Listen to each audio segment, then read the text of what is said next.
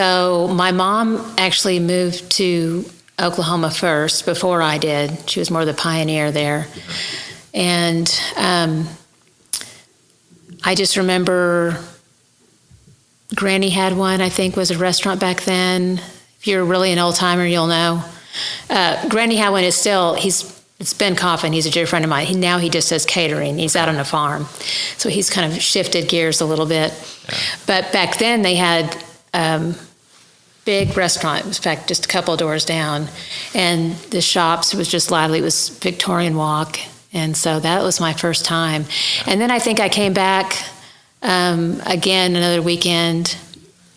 And I just remember walking through and just being so enchanted with the city and seeing all the old buildings. And I've always had this dream of living in a historic loft ever since I was very young, early 20s for sure. I was doing all those scrapbooks and I would make my little visions for what I wanted in life. And it was always a historic loft. I just loved it. I just kind of always knew I was going to be in some place really old and charming like that. And then we moved out here. It was, I think it was 2012, so it was almost a simultaneous, maybe 2011, when the big growth happened.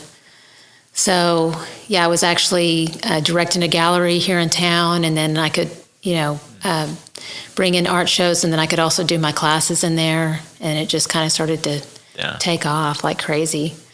So you've been living in Guthrie just over 10 years? Then? Yes. Yeah. Yes. Yeah. One of the things that kind of stuck out earlier on, what you talked about was that, you said community, and Oklahoma you felt like was, much more of a community than the bigger cities that you're in, Dallas and stuff like that.